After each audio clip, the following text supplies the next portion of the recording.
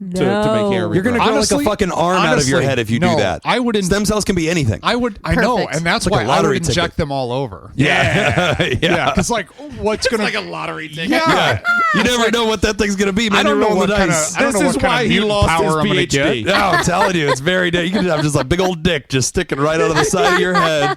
It's like, dude, why'd you have to risk it, man? It could have been anything. Just a fucking thumb. Some kind of hair there now. It's pubic hair. I'm telling you guys. So curly. That's right. Short curlies. From fabulous Las Vegas, Nevada, this is Pod Therapy. Real people, real problems, and real therapists. You can submit your questions anonymously at podtherapy.net or email us at podtherapyguys@gmail.com. Broadcasting from the SJ and the Ruckus PoiCon studio. Yeah. Poi is fine. I'm sure they have poi. PoiCon? Yeah. That's Jim. That's Whitney. I'm next. Time for some Pod Therapy. Welcome, everybody, to another PoiCon. exciting episode as the summer in Vegas endlessly fucking goes forever. Though we are officially in September, which about is to cool off to the 90s next week. Oh, thank God for that. So when will do all of y'all decorate for fall? Do you do like Halloween or do fall decor in your house? Halloween. No. Just You just go. Halloween. You'll wait until Halloween. Like probably in 2 weeks, I'm gonna get that Halloween. Okay, so decor out. mid-September, you're just because I don't see the point of doing it twice. I know, and my thing is after Halloween, I used to be like, oh, well, then do you go back to fall until Christmas? No, we just go Halloween and then to Christmas. Okay, in December. We have one and it doesn't decoration. feel like fall here. Okay. So. Laura has one of those little pumpkins. Okay. And she'll just dig that out of the closet, sit it on the countertop, and it's like, whoop. There we go. It's fall time. Fall decorating. There we go. The leaves have changed. Yep. And then when it's Christmas time, we put the pumpkin away. Oh, of course. Yeah. It's tacky. It'd be silly. Yeah. What about you, November Jim? 3rd. What are we going to put this fucking...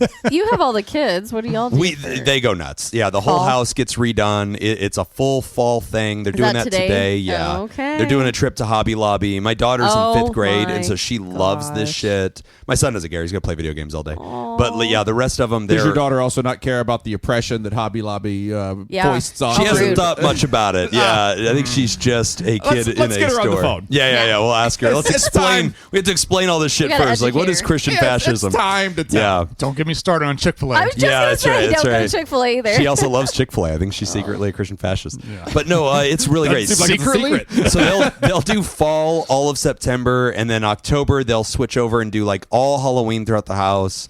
And then November 1, it starts to go. I think they'll do fall again. Actually, I think she'll start doing Christmas like the week before Thanksgiving.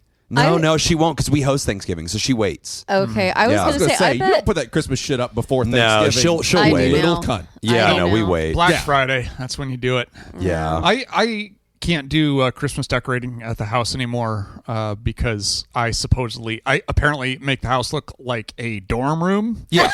When I decorate for Christmas. Feels right. It feels completely right. Oh, like Christmas lights. Yeah, I put Christmas lights up. Of course you do. Of course you do. Yeah. I love every bit of this. I love it. So adorable Yes. and very funny. Yes. I'm just picturing Laura. For people who don't know Laura, you're just missing out on really experiencing the fullness of these stories. Oh, yeah. Because once you scorn can- in her face. That's it. Once you can really picture Laura looking at Nick and going like, take the fucking mask just down. being so underwhelmed and disappointed. Just What are the you doing? What? deadpan face. Just Just take them down. Yeah. Just take them down. I'll do it right later. So accurate. Pretty much. I love it. It's I a thought it reason to looked come nice. to Scoop Fest just to meet Laura. Yeah. I know. She usually shows up on the last day. It's a good time. And Jacob, what do y'all do for decorations? Are y'all a decoration? Oh, SJ household? decorates a little bit. SJ does like to keep a wreath on the front door. Yeah. And she does have different wreaths for different seasons. Okay. So she Throughout the swaps whole those out. year? or Yeah, just throughout the whole year. Oh, that's cool. I say throughout. Like she has, I don't know, Yeah. 5 or 6 of them. Yeah. Maybe. Yeah. Maybe not even that many. More than just like fall. Yeah, and she has more than Christmas. 2. Okay. But yeah, so there's the wreath on the front door, I think all year long. I think she keeps it up there. What's And the summer then- one? Is it just cactus? Yeah. That's actually adorable. Yeah, just- Succulent. It's just hair dryers. there you go. That's fine. That's Ovens. about as fall as it can get. That's cool. Well, welcome to the show. We've got a couple quick announcements. I want to tell a quick story that I wasn't sure if I wanted to do it in Patreon, but I thought it'd be more fun to do it on the main show. But announcement, Scoop Fest is coming up. That's Yes. right. End of Go the month. to heyscoops.com. Heyscoops.com. Gosh, that's so Scoopfest.com will take you there. That's fine. Scoopfest.com. Go over there, get yourself some tickets to Scoop Fest, and hang out with all of us. Yeah, you get we'll be super around. discounted room rates at the Orleans. You were telling me the numbers. It's insane. You'll never get to Vegas cheaper at a room.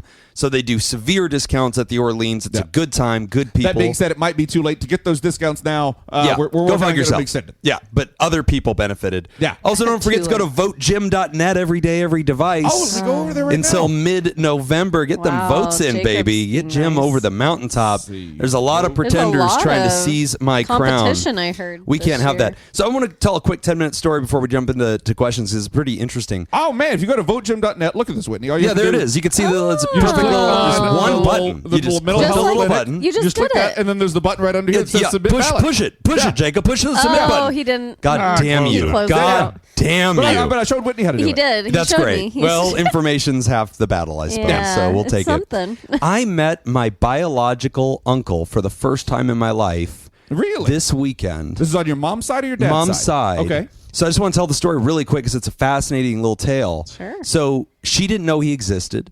Nobody in her family knew this guy Oh, existed. wow. Oh, that's He wild. was the first child, and he's put up for adoption. Aw. And they didn't know. Oh, so same parents. Well, same father. Okay. Same father.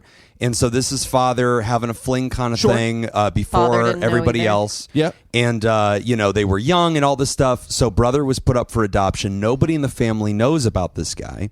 Fast forward to that's like... true. Did father know about? Did your grandfather? I guess. Grandfather was a bit estranged from the family, Okay. and so he didn't Okay. really. He He didn't share. raised my mom's half sister, and like even she didn't know. Got it. So if he knew, he kept it really close to the vest. He never told anybody. So fast forward all these So it's decades. possible he Silent didn't even know. generation. Maybe he didn't. Yeah, Gotcha. because it was kind of a fling thing, but a fling Yeah. with somebody in town. Okay. But yeah, so he gets put up for adoption as a kid. He goes his own direction in life. About 5 years ago, his wife, they had a child late in life. My uncle did, and so his wife was like, "Hey, you were adopted. We don't know anything about your biology. We have a son. You need to like try to do one of those 23andMe things, like figure out more about you, so we can know things for your son's medical future, right?" So he does it, and he does it through Ancestry. Oh, wow. Ancestry pings. Because my mom's done Ancestry, and so is my mom's half sister, and all three of them will have the same father. Yeah. It pings. Oh my God. And so he connects with them and he goes, hey, Wow. apparently I'm your fucking brother. That and is so they're like, insane. holy shit. So they all get together. It's about 5 years ago. They all meet and obviously connect and find out what's going on. And he's like, so is there anything I should know? And they're like, every man on our father's side died of prostate cancer.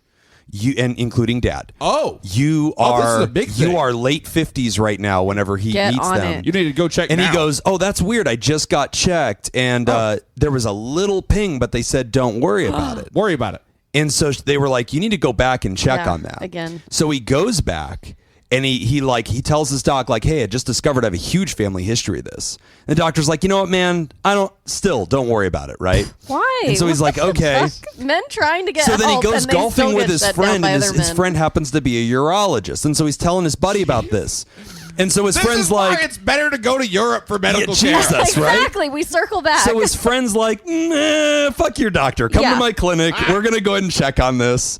So they check and Turned out the whole time this guy's just been trying to get in your uncle's pants. Yeah, it was I all knew about it. sex the whole time. Yeah, That's where this So is his going. buddy checks and his buddy goes, my man, you have a fucking tumor.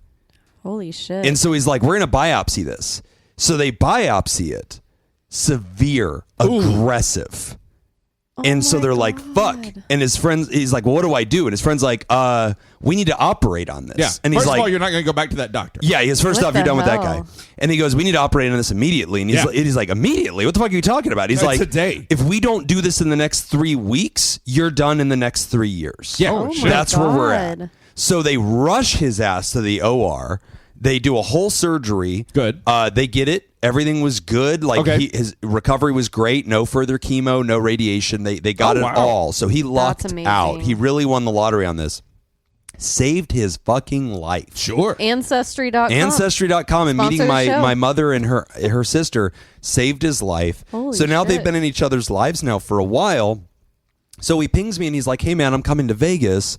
I'd love to meet you for the first time. I'd love to meet your family. And so I was like, yeah, that's great. And so I tell my mom, like, hey, my uncle reached out. She's like, oh, well, I'm going to fly to Vegas too. And I'm going to meet you. Or she's met him a million times. They actually live in the same state. But she's like, that's exciting for me that you're going to meet my new brother. And like, I want to be a part of that memory. And so she's great. So they both came out to Vegas. So Mama Jobin was here, but she was here all didn't weekend. Come to the studio. No, we were busy. Oh my god! So she already flew out of town. Feel so unloved. But I met my She's uncle. her brother, but it not turns us. out You could have brought me some rocks from Florida. I know. Oh Jesus, I'm sick of that shit. So I get to meet my uncle. He's here because he's the guitarist for Vertical Horizon. Oh wow! I know. I'm like, what?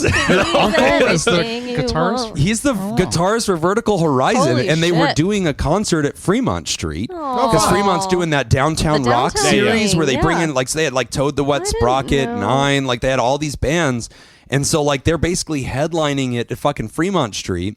So we hang out. I get to know him all Your day. uncle's It's really famous. cool. He brings us to Fremont Street. My son attends, has a great concert. He brings my son up on stage and shit. fun. It was the fucking Wow. coolest. Gives us VIP passes, videos later of backstage, that. the whole business. So it's like fucking so cool. Guy turns out to be a super class act. Holy shit. But if you want to check him out, he's a full-time musician. He's a guitarist for Vertical Horizon. He's starting his own side projects now. He's got his own Patreon going on. Aw. He's launched his own YouTube channel where he's just like a guitar aficionado. And so like he just gets into music and gets into like guitar stuff. But John Wesley, if you want to look him up, John Wesley, find him on Spotify. But yeah, dude, is super, super talented guy. I'm just like watching my uncle up there just fucking shredding for an hour. And I'm like, fuck. Like, Jesus, dude. You're like, what am I doing with my life? So yeah, I just like won the uncle lottery. Like, that's real? pretty fucking cool. For real? Yeah, man. Oh my gosh. So cool guy. Check him out, John Wesley, officially Jim's uncle. Find his Patreon. God, he support my does kind of uncle. look like your mom. Yeah. They definitely I have can half the see. same Yeah, I genes. can see and it. Super cool guy, and in his 60s and still fucking rock star lifing. He's traveling the country on tour right now. And then he's got all these cool side projects and doing YouTube and stuff, and just the sweetest guy, man. Just we had a great conversation, just hearing about his whole life. But yeah, he was like, Jimmy, let me tell you something about your prostate, my man. He's like, I gotta sit you down. He's like, I don't know if you're already getting checked, but you need to do it. And I was like, yeah, no. Ever since I heard about this, I'm pretty on top of it, Uncle. So oh my god, staying on top of it. So this is your reminder to all of our male listeners approaching or over 40. They can just make it part of your annual blood work. It's called a PSA. Just ask your doctor to throw it in. Fuck it. Why not? Wow. So just get it thrown in and get yeah. that check, man. So fuck. I want to start doing the full scan.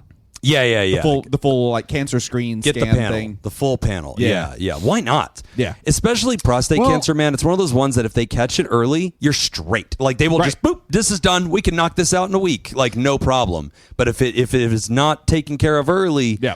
it gets really bad. That's So crazy. lethality can get really high. But yeah, I dude. did hear that like doing like the full body scan, the only downside to that is that there are so many things that Yeah. everybody has Yeah. that it's Yeah. just going to light up. And then it's like, well, now we have to explore every one of these things. Yeah, it And can be so kind of are an you- endless thing. I've got such a weird like Jim was talking about there. Like my family history with cancer is weird. It is Yeah. weird and storied.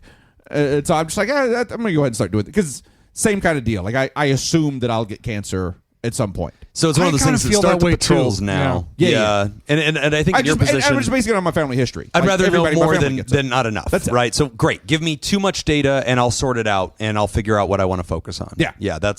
But get checked, everybody. If you're a dude, you don't even have to get your butthole fingered. You can if you That's if you just a want. bonus. I've done it. It's I didn't think it was fantastic. necessary, Yeah, right? I love Now it. Just- it's weirdly cheaper. Yeah. It used to be more expensive to get your butthole Yeah, fingered. they're but not- discounting it. Not in 2025, And let everybody. me tell you, if you fly to Portugal, okay, So they'll you do it get for the free. red Yeah, carpet $80. treatment. I mean, they're really getting the in brown there. carpet treatment. They will That's work what you Peter like a told me. Muppet. I forgot what I was going to say. Was it the Muppet Yeah. thing? Did that throw you off? I think it was. When we yeah. come back, we'll do therapy. You're listening to Pod Therapy. All right. We got some great questions for the show today. Let's start with how do I move on? Hey, friends, I'm the writer from episode number 3. Hey, can your uncle write us a new jingle? I'm sure he Yes. could. Yeah, you want me to talk to him about that? Finally. Could you? Yeah, I Could just play maybe the that would uncle be card. enough to talk me into it Play if the my uncle. uncle actually writes a Yeah, kick-ass and jingle honestly, for I the don't show. care what it sounds like. Yeah, Yeah, anything. he'll take anything at this point. Yes. He can rock an Yes. accordion. I don't give a shit. If you're on board with it, like, let's just. We've been doing this for 8 years, man. We can't just throw this thing away. The hell we can. I love it. I think we can. Yeah, fuck all this. All right. Yeah, here we go. How do I move on? Hey, friends, I'm the writer from episode number 348 with the dog episode are we on bias right now? therapist. I never 400. spoke with Okay. her again after that appointment, but have grown leaps and bounds with my new therapist. You were all right. Sometimes you just need a change. Yes, Oh, good. I love In that hearing letter, the I right. mentioned having a boyfriend with a dog who didn't clean up after him. No brushing, slow to vacuum hair off the floor, etc. Well, we broke up in May, and surprisingly, it wasn't because of the dog.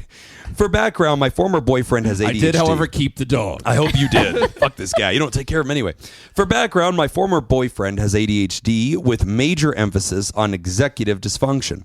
I have perfectionism disorder with resulting low self-worth. His inability to keep his home tidy when I would visit, or lack of prioritization of doing the things he said he would do, like calling at designated times, getting a passport, booking travel, etc., perpetuated my feelings that I wasn't worth it or good enough. My other oriented perfectionism left him feeling inept and not wanting to put in the extra effort. After months of slowly drifting apart, both arguing that the other wasn't putting in the effort, we broke up. I was 100% sure I was doing the right thing in breaking up with him, but his reaction had me second-guessing myself. He was shocked, hurt, and cried. He asked if we could take a beat to think about things and talk again next week. His belongings were packed in my car, but I didn't press to exchange things at that point. In the month of May, we spoke twice. I expressed contrition for all the ways in which I didn't try or show up the best. Wait, pause for a second. Yeah. She had everything all packed up for him. Ready to hand it off and be done I with think it. like stuff around your own place. Oh, so Yeah, not yeah. like a move out type. No, they situation. live in No. different residences. Okay. Yeah. Sorry. I was confused. That one That's took what me it a was. second. It was like, Yeah, here's your yeah. shit back, but Yeah. he was like, please give it a So beat. we're talking Okay. like a backpack's worth of shit. Yeah, box. Yeah, Not a maybe movie. a movie back thing. seat. Maybe a back seat. Sure, worth okay. Stuff. I expressed contrition for all the ways in which I didn't try or show up the best. He listened, but didn't provide the "I know I messed up in these ways" statements that I was expecting. God. That's great when they're like, "Yes, Yeah, yes. you're right. Thank you for apologizing. This is going a long way." Oh, that's Agreed. the best. Yes. I think this is going well. Yeah, thank you for this. Good talk. Good talk. We'll talk again in the future. I also have a few more notes you didn't mention. Yeah. Only one of us has a therapist, so I now believe it There was have to be rules to that type of fighting. there. Yeah, there yeah. needs to be a script. Like, yeah. like couples, do yourself a favor and just map out some like ground rules for fights Yeah, early yeah. in your relationship. This needs to be a thing. I'm sorry that you hurt your back on our vacation. Yeah. Yeah. That's right. I'm sorry that. Sorry, you're ruining my vacation. I'm if you're sorry that hurt. you ruined my vacation. Yeah. Patreon.com. I'm so tired. /therapy. Only one of us has a therapist, so I now believe it was easier for me to access my feelings. He said we could talk again, but he didn't know when. Fast forward a few weeks, I reached out via text to tell him I was thinking about him, still loved him, and was holding space for possible reconciliation. He replied that he had been thinking about me too, still loved me, but needed to find his own understanding. He was open to talking, but again, he didn't know when. He mentioned returning my things and asked if he could get back with me at a good date and time. I left it, and a few weeks later, I texted to ask if I could call him. He was receptive. I called. We exchanged pleasantries and asked why he hadn't returned my things. Was he leaving the door open? He mentioned being busy with work, but said he would reach out in a week to coordinate a time for pickup or drop-off. I expressed that the breakup had been harder than my past divorce, and he remarked that I should have had a better marriage partner. It stung. Yeah, like, this doesn't have to do with us. It has to do with how shitty your ex was. It stung, but I was so happy to hear from him, and the overall conversation was good. Fast forward again. It's been 1 month and 19 days since I last heard from him. I'm working with my therapist on building up my self-worth, self-compassion, emotional tolerance, and acceptance of things I cannot change. My question is, how do I accept that I may never hear from him again? Is it ever appropriate to reach out and just say hi? Was I strung along all this time with promises that we could talk again? Additional background, we're both in our late 30s. We were together for about 2 years. My pronouns are she and her. Recently back on the dating apps and trying to move forward. Also, I'm a new Patreon member. Hey. Thank you all for what you do for mental health. Signed, Anonymous.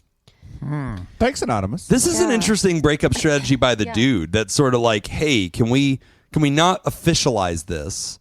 Can we have time? And now we're doing the breaks. We're doing the not talking. Yeah. And like, I think it's so funny how like, I think this, I want to make it a gender thing and say men and women think about this stuff differently.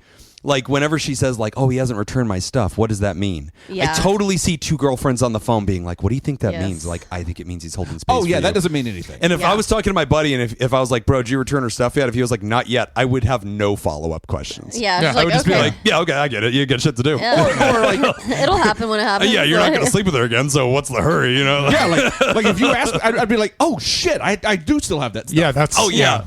Whereas the women are like, oh, I don't know. You know, this is totally a thing. Like, yeah. You ever lost anything in a breakup? Like a.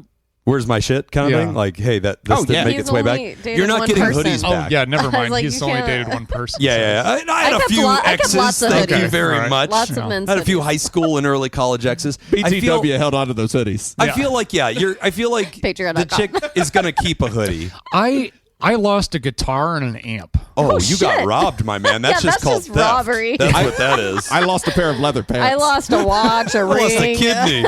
Never date a Taiwanese No. hooker. I mean, I lost my all-time favorite pair of leather pants. And Oh my I'm still mad about it. Hold on. I have follow-up questions. How many leather pants do you own that you can have a favorite pair?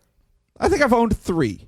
Okay. That's At the actually a good same time, question. though, Probably no more than 2 at a time. I feel like okay, I'm better. Is that I'm 2 better more now. leather I feel pants like than you have, if you Jim? had a section of the closet, which is the I don't leather own pants any section. now. Okay. Yeah. Were these the assless chaps? no, those would be Those chaps. aren't pants. Are those not leather? No, assless they're chaps? chaps. All chaps are Oh, I'm assless. sorry. Oh, I didn't know that. Yeah, Okay. that's what If makes they them have chaps. asses in them, they're pants. Oh, I see. So that's what makes something chaps. Yeah. Is that what chapped my ass Chapped. means? Yeah. Oh my God! I'm Yeah, you learning wear- so much You wear right chaps now. to keep from getting chapped. Oh my God! Yeah. Wow. Like you put those on because like your legs and your ass are rubbing up against the horse while you're riding them. I see. So it's protection. Okay. Yeah, lots of rubbing, Jim. Thanks, bud. Yeah, you got it. I really appreciate this. Yeah. I'm getting around on this. For a host on a show that has a horse as one of its like main sponsors, We have 2 Wow. mascots. Yeah, this is Emma. true. like Yeah. you should know Come a little on. something about horses. You're right, Emma. I'm going to need a Train little up Jim. walkthrough of Yeah. all the And some assless chaps. chaps that you wear. I think that's relevant. Okay, if I'm getting the whole thing, they broke up.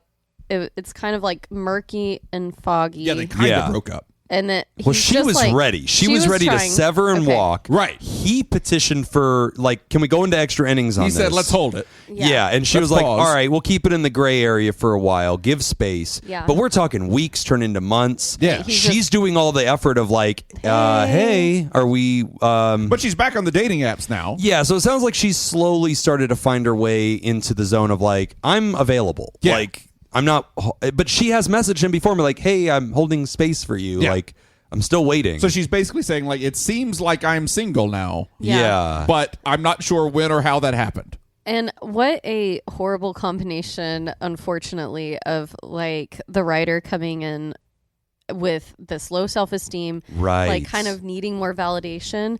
And some people with neurodivergence like this Yeah. ADHD, this is on point for a Oh, lot this of is it, very like, on brand so on for point. ADHD. So Yeah. very on brand.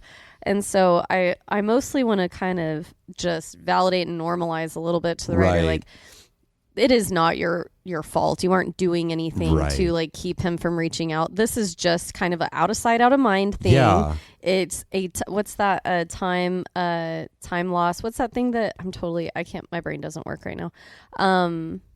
Time blindness. Time blindness, yeah. is what I think this is, where it's like weeks go by and it's like, weeks go oh, by has it and really been that long? you think it's been a couple days Right. or like maybe a week. Like they just are on to the next thing or doing the next But thing. that and makes they're this not so thinking about interesting it. too, because if I'm the writer, I'm looking to understand the theory of the other mind, right? You asked for extra time. Yeah. I'm holding space for you. Yeah. But a lot of where I'm at and where I'm going next is me waiting on what you're going to do. Are you Yeah. going to Romeo Juliet this thing? Come kicking down the door, baby, come back, I can change. And so like I'm kind of waiting on you. Now you're doing ADHD behavior though. I Like you're doing know. this, not returning my shit, and I'm like talking to my girlfriend. I'm like, does this mean something, or is this just ADHD shit? And it's like, yeah, no, it's probably just ADHD shit. Right. It's like, well, he hasn't reached out. I'm reaching out to him. Is that a message? Does that mean I'm not on his mind? Does that mean I don't matter? Is he moving on, or is it just ADHD shit? Yeah. And it's like she's very aware that the ADHD shit showed up a lot in their marriage or their relationship for 2 years. So for her, that's got to be such a weird place to be to understand what the meaning of any of this is. It is, but it's like also ironically the thing that led to this breakup is like still same happening stuff. Yeah. in the breakup. So then if It's you're her, fuck you're like, him. fuck Like, this. I Like, know. this is more of the same. I know he's just doing it again to you. And so I'm really glad that you're in therapy and trying to work through like building that self-esteem and realizing your partner isn't a bad person, like your Right. ex-partner or whatever. They're not a bad person. They're doing As the far best as we they know. can. But yeah, as far as I don't They know. might Could be a also bad be a person. bad person. Yeah. I would say no, but Benefit but yeah, of the they're doubt. just they are them. They're being who they are, and you are realizing, hey, that's not something I want. Our feelings are still there. That's really tough. That's probably why him saying, hey, can we leave this door open? It's kind of what you wanted to hear. You're Right. like, oh, good, you do care. You do want us to be together. But then his actions following up with that were not consistent with what he's saying. So it's just Yeah. another letdown, that stringing along all of that. I think a lot of relationships find themselves in this tricky situation where the person's heart is one place, like they're saying something, they really believe this, they love you, Yeah. but then their behaviors and their actions constantly communicate that you're not a high priority, like the writer was saying, like, and the writer, I think, is leaving space for, I realize I'm distorting a good portion of this. Oh, sure, this Because is your I'm a little version. Yeah, yeah. perfectionist, Yeah. and so I'm magnifying situations and reading into situations that don't require that explanation that I'm not a priority. It could just be that he's absent-minded, but that doesn't need to be an indictment on my value to him, and I overly attach that. Okay, good, do that therapy work. But then it does get difficult sometimes whenever you're looking to somebody, their behaviors and the way they treat you in the relationship are not satisfying, they're not Yeah. fulfilling. You're giving them notes and saying, hey, I need more of you. And like in their heart and in these intimate moments, you realize, no, you super prize me. Yeah. Like you really love me. You really value me. Yeah. But you're just incapable of like performing in this relationship in a way that's good for me. Yeah. And I think when you're in the receiving side of that, that's such a difficult place to be. Yeah. Because you're like, I sincerely love this person and I sincerely think they love me, and the next person might know how to treat me but not really care about me. Whereas this person loves me to pieces. And if I can just accept where they're at and what they're capable of, we might be happy, but I'm sincerely never going to be happy with this arrangement. It's just such a tough place to be, It you know, is. because then your heart wants one thing and that's what they're giving you, but like Yeah. the felt experience in the relationship isn't sufficient. It isn't Yeah. working. The one little question, is it ever appropriate to reach out and just say hi? No. You think just let it go? Just no. Yeah. Yeah. I'm with I Whitney on mean- that one. I feel like appropriate isn't the right word Yeah, there, I but agree. yes. Useful. I'm not going to say no, it's not appropriate, but like, Yeah, I yeah. just think if you're asking, do I reach out and say hi? No. No, why do it? Yeah, and that's I mean, what is the goal? What is it that Right. you'd want to accomplish with that? You know, because that does send kind of a completely different message. Like, okay, I thought we broke up. Now you're saying hi. What are we doing? Right. And I Yeah, I get think where she's at because like there's this desire to sort of ping him to remind him, hey, by the way, I exist. Was there anything you wanted That to was say? probably their dynamic when they were dating. Yes. Also, like ping him and remind him, oh, by the way, I have you your never shit." actually broke up with me. Yeah. I feel like yeah. this is the way. Like Yeah. a little confrontation Oh, you there. want to be passive aggressive? Text and be like, "Happy anniversary, babe." Yes, the passive know, aggressive Just, route. happy anniversary, babe. I just want you Just to know. continue to make plans. Yeah. See, we're Just going on continue to make vacation plans. next week. I got Go dinner on vacation reservations with my tonight. parents. Oh yeah, Dinner text his parents on special occasions. They're like, hey, I just want to let you know, happy Mother's Day. Like you're great and happy Arbor Day. You I'm sure thinking raised about the you good guys. ones. Yeah, just send her cards. grateful. And that way the mom calls him and is like, hey, I'm confused. Like, did you guys break up or what's going on with this? Yeah. Like he's like, oh fuck, I don't know. I didn't do that. I knew there was something on my to-do list that got pushed to the bottom. Oh, that Is there a limit to prices for gift exchange this year for Yeah, Christmas? that's right. Are we still Yeah. doing that? I'm still in the that's family white great. elephant. Group text, the group text. I'm in the text. Actually, if you thread. just show up to one of his family events. just do it. Yeah. Just do that. Oh, that's great. Not Jim.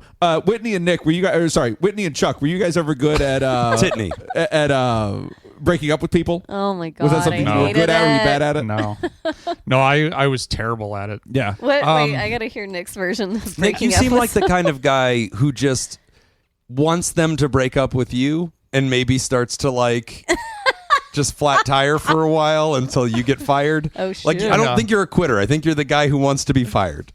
What's Yeah, the probably. what's the like silent quitting? Yeah, What is- silent quitting, quiet quitting. Yeah, Quiet Quiet quitting. Quiet Yeah. quits the relationship.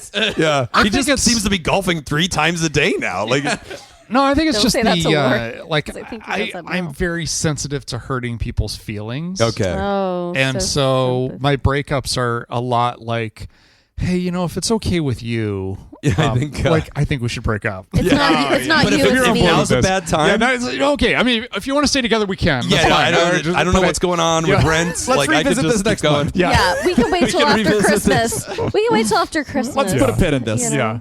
Yeah. No, that's pretty much how it went. Yeah. No, You want to put I- this up to a group conscience? Yeah. I feel like in past relationships, once I was like kind of done, I was done. Like once I realized this isn't going like somewhere far, I'm just like, okay, well that's kind of it. There's not really a revisiting or I don't know. It's like an emotional. Yeah. No, I'm that way too, though, in that sense that like I learned quickly to just pull off the Band-Aid. Yeah. Which I also got, I think. What's from the speech? Yeah. This isn't working. It's not you, it's me. No. Okay. No, don't even go there. Okay. I just, All right, sorry. Nick has just pulled This a isn't card working. out of his wallet. He's taking isn't his wallet out and He's reading a reading it. script. and he's just handed it to me. It says Yeah. breakup speech on it. Yeah. It says, Laura, I know we've been together for a long time. I know that we just got engaged. Yeah, he had two is, things. He uh, is ready. Yeah, he had 2 things in No, his I just- pockets at that hotel that night. He had a ring ready in to one go. pocket, Red pill the or breakup blue pill? speech in the other. it's actually just Whole night. It's a business card. This is Dave in HR. Just contact him. He's a good He guy. will, yeah, he'll. There's a gift basket involved. It's the Cox Utility Gift Department number. Hey, edible arrangement. Oh, yes. My last girlfriend, before getting married at 20 years old, so I was very young, I don't think we officially broke up. I think that we were together for God, like a Jim. month. So you're cheating? Yeah, no, I think I'm still with this chick. And think so, you're like, I still should cheating? probably You are on check the group in. thread. That'd be so great if 2 she kids texted later. me all of a sudden and she's like, Happy so anyway, I anniversary. know it's been a little while. I know this is awkward, but can you babysit tonight? Yeah. I want to see what you're up to. Like, I just feel like we just haven't been talking. Let's reconnect. We haven't gone out much lately. We haven't gone out much lately. I feel like you're really distant. I feel like you're really distant. I feel like we both have dropped the ball, No, we just stopped talking, and like I think like 2 weeks had gone by, and I was like, I think we're just not together anymore. Oh, yeah. Oh my god. And so like I just kind of moved on, and then one day there was wedding announcements, and then I think that she was like, wait, what? Like, because I got engaged in 2 weeks after starting to date my wife. Oh. Holy shit. So this was extremely fast. So it's entirely possible that when we got online and we were like, we're engaged, This my is ex-girlfriend was Jim's like, wait, what the fuck? Like, we haven't talked in a funny. couple of weeks. I actually had a, Is it possible to get hold of this person? that would be Because I great. really We like do to get not. this person on the show. I would prefer that we I do have not. almost an identical story to that, except we didn't get married. But it's like it was the very first person I dated after the divorce, who you met, Whitney, because she came over to your house. She was a veterinarian. Yes. Yeah. I had remember. served? I liked her. So, She is her, yeah, yeah. no, she was wonderful. She was wonderful. But then like she had some shit going on, and then like months went by, and we would talk every once in a while, and then it just got longer and Yeah. longer and longer Yeah. apart, and then Yeah. but there was never any kind of like Official. Well, and we never said that we were exclusive, I and there was see, never yeah. anything That's happening. tough. If Yeah. there's never an official we're dating Yeah. chat, then is there an official we're breaking up Yeah, chat? Like, but I and don't then know. it was several months later. I'm that- going to start having official this- breakup chats with people. Oh, yes. Just because it's never been done. Like, Yeah. you know what? We never ended up talking about this, and I don't Yeah. want to be a cad. So I think we should see I other just people. mean like people now. yeah, no, Like people I'm ex-girlfriends. friends with. No. Oh. Just people I'm friends with. Oh, you're going to break up conversations with friends? Yeah. Oh, this is great. Break up with friends. That's That's the it. name of it. I think we should see other people. Yeah. Like, I don't think we should have sex anymore. Well, Oh, I've been even more available for that reason. this whole time. And I don't think we should. Okay. I'm a little hurt. I think the time of us potentially having sex has passed. Oh, that is a great move. Yeah. I love everything about this. I like this idea a lot. Oh, my God. That's a good Go bit. for it. You should definitely do that. I want you to know it's not you. Yeah. I've just closed that door in my life with you. I have considered us for a long time potential sexual Oh, partners. my God. Yes. And They're all really, and then you're like, and I no longer feel that way. Oh, I've changed. I'm your okay. brother.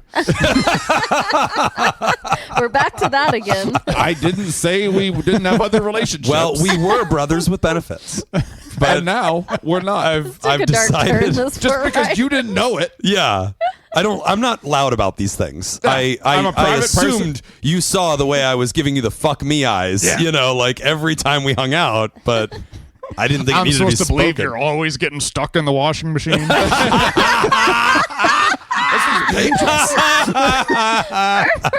How deep are the socks in the back of the fucking drum? Hard to reach though. Jesus Christ. How big is this washing machine? Industrial Not have gotten size. the industrial one. So weird. Every time you're cleaning out the garbage disposal, it's just, oh, here we go again. My pants seem to be loose. No, I was going to say, I think sometimes the ambiguity of this, it really, and I don't know if it's a gendered thing either, kind of what you were saying, Jim, like, it does fuck with women. I've noticed, even my clients, they will date, or even kind of what you were saying, Nick, where you are kind of talking to someone and they don't respond. It just fucks with your head. And so you're like, wait, so do they like me? Should I try harder? Should I be working on me and doing the best Right. version of me? And usually my go-to is like, we've said on here before, what helps you feel the most closure? Yeah. The kind of, again, what Nick said, what's the purpose of reaching out to say hi? If it is to give you closure, say, all right, if they do not reach back out or whatever, fine. I feel like you've already done that. You've already tried, and they're kind of giving you your answer now, and that is that they are not going to give you what you want, so you have to kind of move on in the way that feels best for you. Like, Yeah. just leave his shit on his doorstep and I would never do that. text again. That's what I would The symbolic move at some point. do. Yeah. Or like if it's not even worth it, then throw it away and be done. Hell yeah, Yeah. absolutely. Unless it's a guitar. Yeah. Then Okay. return Yeah. it to Nick. Yeah. Whoever's Or out there that or has leather Nick's guitar. leather pants. Then Yeah. Or leather pants. those are not cheap. No. Or at least let him know which Goodwill he can find his shit at.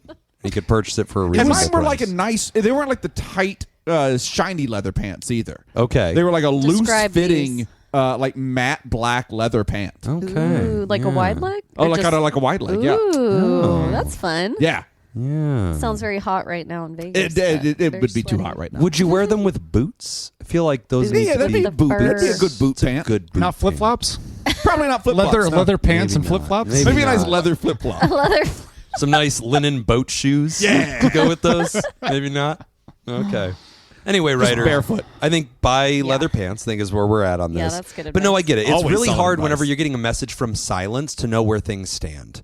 You know, it's like the job hasn't fired you, but they're not rescheduling you for Right. any shifts, and you're like, I need to know because I do need to decide for my life where I'm going here. I'm taking other applications. Yeah. I'm starting to So, interview because yeah. I'm not getting any, connections over here. So, yeah, I mean, if you need to announce that, I mean, I feel like at this point, I'm good with you saying, hey, I feel like we've been in a gray area for a while, but I do want you to know I am actively dating again. So, there Or you could go. even go less direct than that. I mean, you could literally just be like, "Hey, here's your shit. Yeah.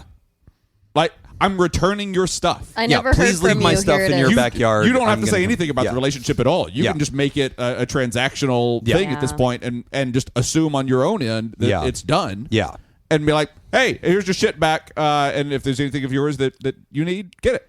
Yeah, I like that. I mean, it's Be a really done. tough place, Ryder. But I mean, look, at the end of the day, I'm really glad that you are aware of the things, that and each of us has these. Each of us has our little shortcomings and issues that we need to do our own personal work on, and your perfectionism stuff that you're aware of, that we can hyper analyze things and kind of like intuit value where there isn't any worth or value in a situation, and we can take offense where that's not intended. We've got to make sure that we sand down those sharp edges on you, because I want you to be happy.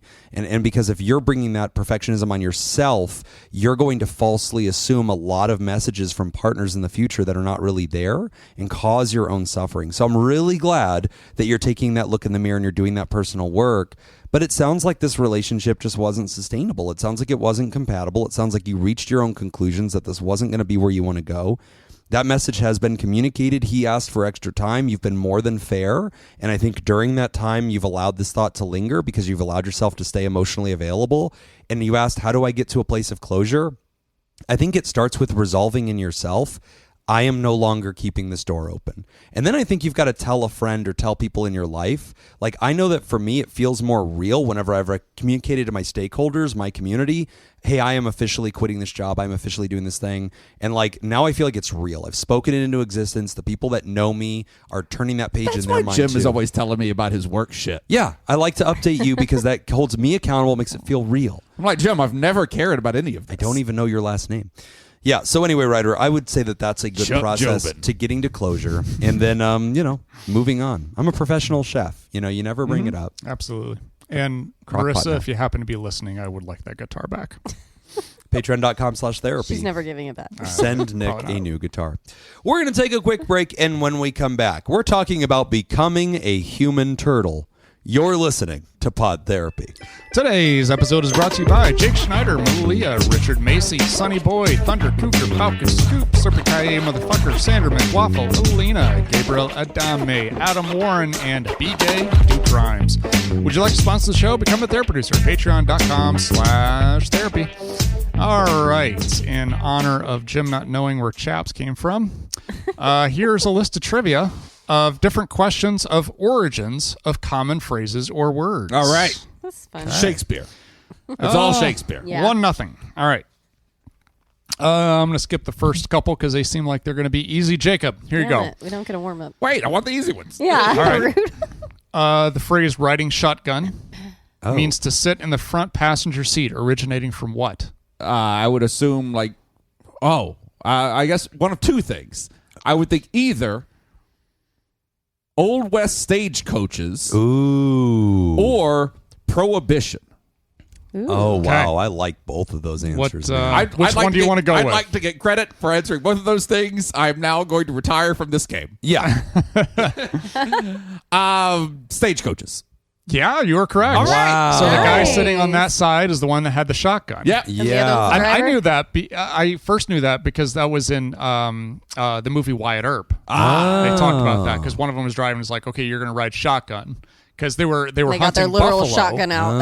Yeah. You know the That's what I Kevin thought, Costner hunting. movie, Yes. White Earp? Yes. So they were hunting buffalo. See, So they had I never all really these. saw White Earp very much because Tombstone came out about the same time. Yes, Yeah. Tombstone. And I I was on Team Tombstone. Yeah. I was on Team Wyatt Earp. We've had Yeah, this discussion we in the have. past. I actually saw that it's I in stick with Netflix it. right now, and I was going to watch it only because you've brought I this up. was the like same. that. I saw that. Yes, and I like it because I like that he wasn't portrayed as a really nice guy. Oh, and who is... He was portrayed as an asshole. Who Because is... Kevin Costner is an asshole, and that's probably how they he pulled that is off. to you because Yeah, you don't know he's who a he dick. is. What a dick. Jim's uncle is friends And with not a him, good okay? tipper, I'm going to be honest. Terrible tipper. Who plays Doc Holliday in White Earp? Val Kilmer. No, No, that's the other Tombstone. one. It's oh my god. That's the only one I know. Anyway, I was going to say, like, his performance, his Doc I believe Holliday... it's Denzel Bruce Washington. Willis. Oh, it's the guy that played Cousin Eddie. It's his brother, Dennis Quaid. Dennis Quaid, yeah. Yeah. I think they're brothers. Dennis Dennis Quaid is Quaid's here. performance of Doc Holliday, unpopular opinion, I think is better than Val Kilmer's. Agreed. And I That is don't. an excellent and Val Kilmer's performance is excellent. Yeah. Yeah. I don't really like Dennis Quaid, but I thought he played that role I agree very with that. well. I Who agree with doesn't that. like Dennis Quaid? Have I you? don't know. Chuck Tangeman. Yeah, that's right. Chuck T. Chuck T. Big Chuck T. All right, Whitney. Ready. The word quarantine comes from the Italian word. Oh fuck! I should have vetted this. Quaranta. Croissant. Quaranta. Yeah. Can Meaning you spell what? it? Can you spell the word you just Quaranta. Q-A-R-A-N-T-A. 40. What does this word mean? Is her entire trivia question? Yeah. What does it mean? Do I get options? You do. Okay, options. Did you never 7, take Spanish? 14, 30, 40. And that would be Italian because it I was says just gonna comes from the This Italian is close word. enough that I'm Comes willing from to the use my Italian Spanish word. education You from didn't- freshman what, year you of didn't high take school. Spanish? Jim gave I'll me the bet I can hint, say- so I guess it's 40. Yeah, It is 40. Do you know Okay. why? because that's what the fucking word means, No, Tansman. because the ships suspected of carrying the plague Yeah, were it's 40 days. isolated for 40 days. Oh, Jesus, I did not know that. Oh, wow. All right, Jim. The we go. phrase "turn a blind eye" comes from which historical figure allegedly ignoring a signal in battle? Wow, Oh, you gosh. idiot, you don't know this? Turning a blind eye. He ignored a signal in battle. Captain Blind Eye. Yeah. Final answer. Can I Patches get an O'Houlihan. era? Well, because this could be Sun Tzu, or like It fucking could be. Napoleon. You have Like, I options. mean, this is a pretty broad Yeah, you can war. ask for Do you want to? options. Do you want to go with? Oh, one there's of those? options. Yeah, give me options. Give me options. Yeah, yeah. Yes, he'll give you options. Yeah. Okay. Jeez. Thank you. Thank you. Julius Caesar, Horatio Nelson, George Washington, Napoleon Bonaparte. I'll take Horatio. Yeah, I think yes. Very good. All We're right. killing this game. I'm doing Right really on. good today. Okay. That was it. I mean, I got more, but I think so. We're all tied. We all Yeah. got. Well, Well, but did Jacob- Jacob got get on two? the Jacob- fly. He got On the fly. Yeah, with multiple. Well, you did settle down. All right. Yeah. All right. Fine. He talked Fine. He talked himself to Fine. the right answer. You like how Jim just out-argued himself? Fine. Becoming a human turtle from our old pal Ellie O'Dare. Yay. Ellie. Hey, Ellie. Hello, friends. Insert seasonally appropriate salutation here. Well, happy Labor Day, Nick. Happy Pumpkin Labor Spice Day. Latte. Happy Peter's It is Labor mother's Day. birthday. Yeah. Giving birthday. Yeah. I have this bad habit of retreating from my friends and family and spending literal months at a time working alone with little to no outside contact. I'm a long-haul trucker, and every attempt to hold down something resembling a normal life, like a place to live, owning a car, having a significant other, regular in-person contact with friends and family, etc., has fallen apart.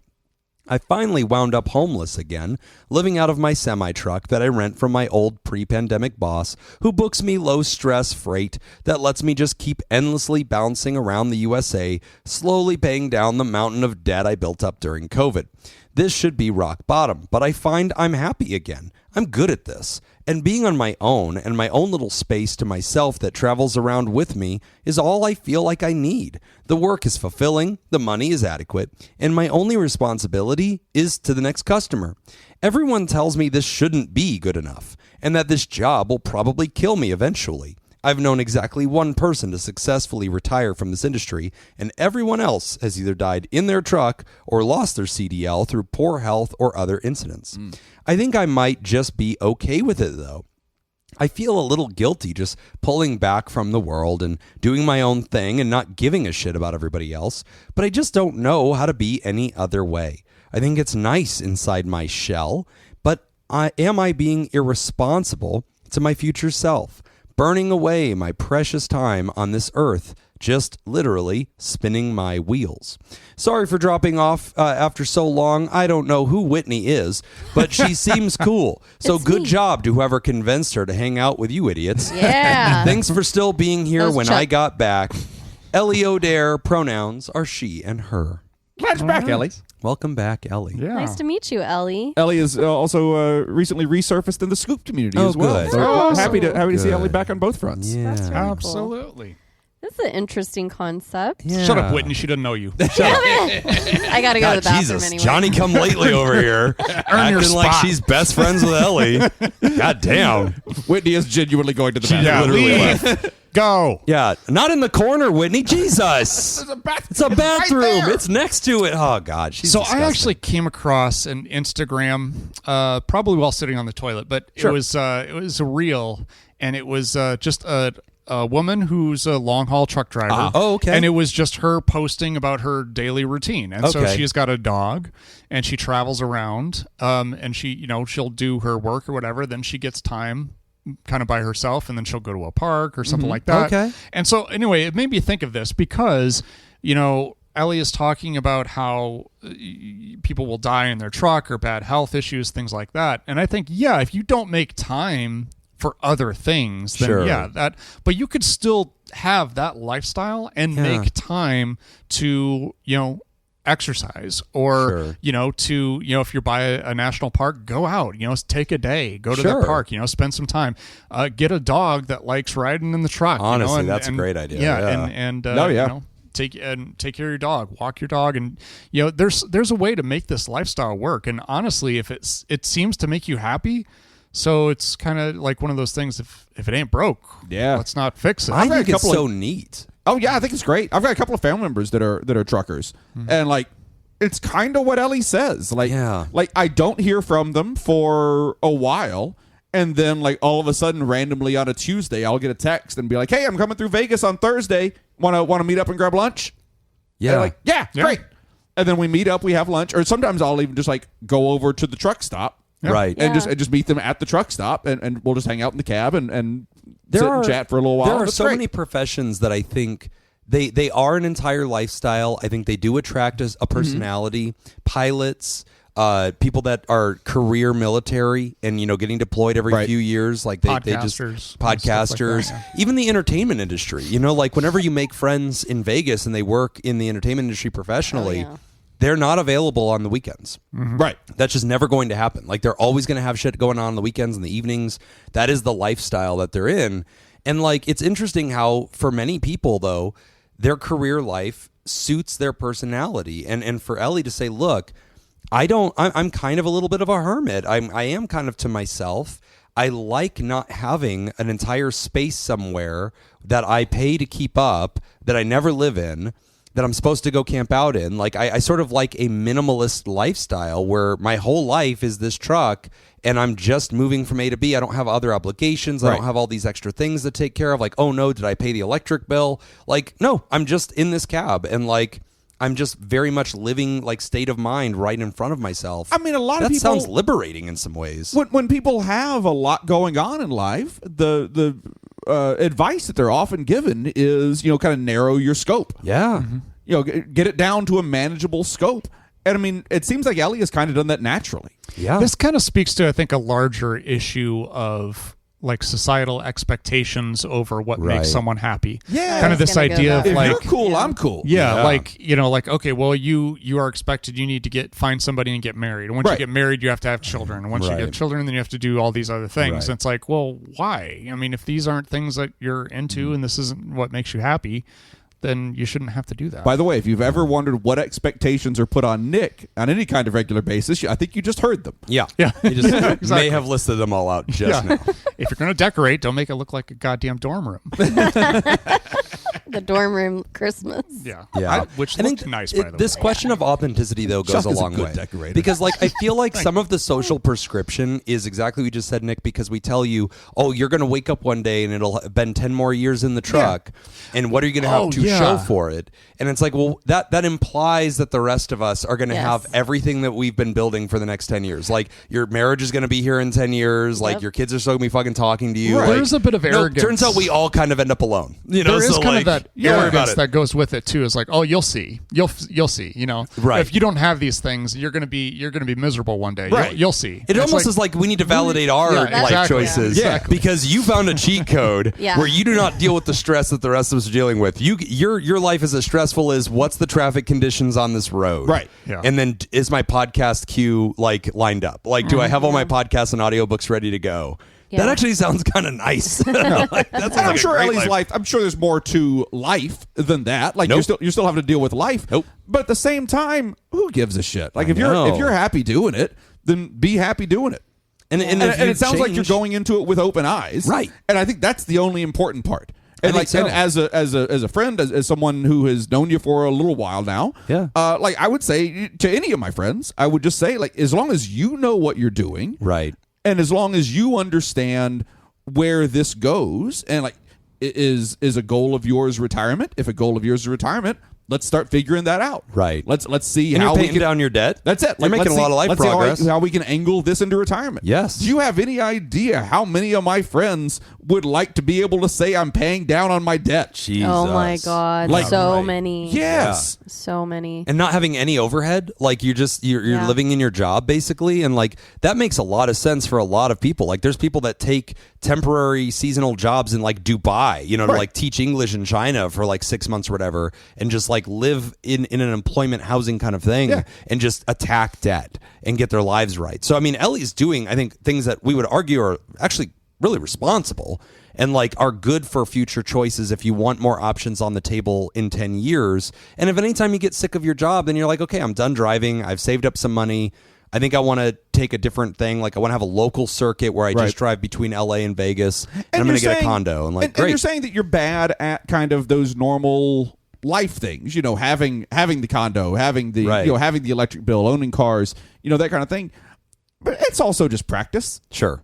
Like it doesn't seem like you've had a ton of practice at those things. Right. Like that's just part of it. And having a reliable income and everything to make those things a little more stable, that's part of it. And it sounds like your most reliable income means that you're not with those things. Yeah. So like that does definitely throw a kink into trying to figure that part of life out. Yeah. But if you're not interested in that part of life right now, cool. Well, and I remember years ago, Ellie had shared with us that, and this is all public, this has all been in the show, but Ellie's trans, and like Ellie's talked in the past about how this career was such a blessing because especially, and I want to believe our global society's gotten better and better with prejudice and treating people correctly. Yeah, I'm not getting that feeling. Yeah, I know. Yeah, especially during Wow. this, the Trump eras and stuff, where like all this scary stuff's happening, Scariest time, and like yeah. any institution that's ever touched DEI is being attacked, and like having to having an independent like financial source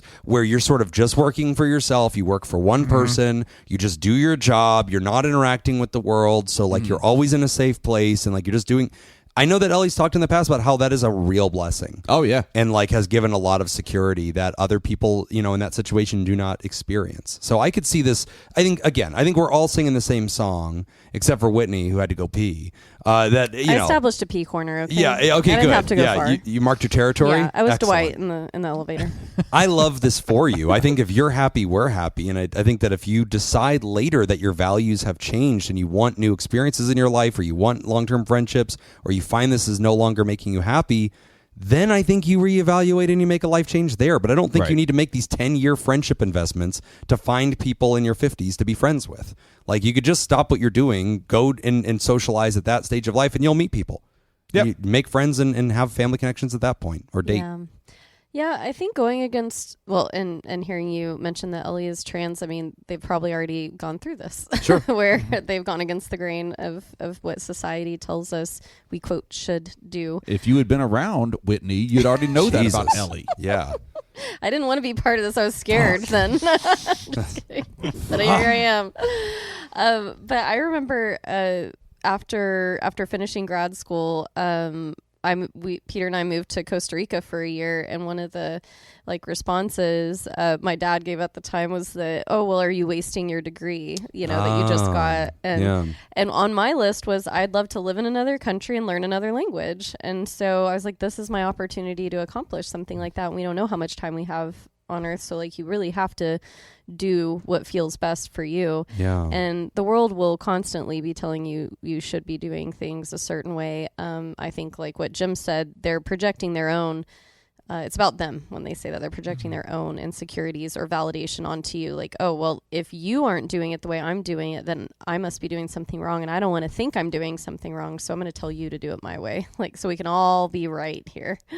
But yeah, I think that just like all the boys said, I think that's wonderful that you found something you really enjoy. The other thing I thought about too was on my, I know y'all are going to make fun of me for this. Yep. On the flight home, I watched my favorite movie, Pride and Prejudice. Oh, wow. Did you watch Pride, Prejudice, and Zombies? No, I don't know what that is. But Book 2. It's a different movie. Okay. No, the Keira Knightley, just classic. I just love rewatching it. And I think it's because I love time period movies because it's so simple. Right. It's right. so simple. Yeah. I don't think the world was better then or anything. I Right. love watching that simplicity and The plot structure of those types of movies works for you. Right. Yeah, it's Yeah. like slow. The society and- has 100 people in it. Yeah, right, just- exactly. And thinking about like, oh, am I wasting these years, or it's dangerous or whatever. I think back to then where it's like women in particular, oh, do you play the pianoforte, or do you knit, or like embroider or some shit? Like they're just sitting around Right. Yeah. doing fucking nothing. Yeah, Like, because Right. if you were part of that class, Yeah, there that was class, that's nothing to do. there's nothing to do. You're just chilling. And Yeah. so I'm like, were those people wasting their life? Like, Right. I don't Yeah. fucking, who are we to say that? And so they're just living. Like, all of us are just living. You're the best touching way on we something can. I think that I see in society, and I wonder if y'all would agree. There Probably seems not. to be this like complexity bias where it's like if you've found happiness and you've shunned certain things that society told us we're supposed to have, like the search for money, like if you found your little life and your lane and you're right. happy, Oh my and people are like, gosh, why aren't you yes. trying to get a promotion? Why aren't you trying Turn to move your forward side in life? hustle into Why aren't you having money. more? Yeah, have some kids. Yeah. Why don't you do this? And it's like, why does society fucking hate that somebody can just get to their space, they're Just happy, everything's good, and they don't need to add more complexity to their system. They don't want to be partnered. They don't want a kid. Yeah. They don't want a promotion. They don't want to rise in the ranks. They don't want more money. They don't need more responsibility. They don't give a fuck what kind of car they drive. Yes. They're not trying to get, this next. They're just fine. Yeah. I think, because sometimes it's hard for people to see because something is so important to them Right. that they think, well, if you don't see how important this thing is, Right. then something's wrong with you. Yeah. Yeah. As opposed to being just like, yeah, it's just not important. Because to the me. only Yeah. other option is there's something wrong with my life. Yes. Yeah. Right. Because I'm unhappy, but at least I'm making progress. Right. Yeah. And it's like this relentless pursuit of complexity and progress seems to be a Western ideal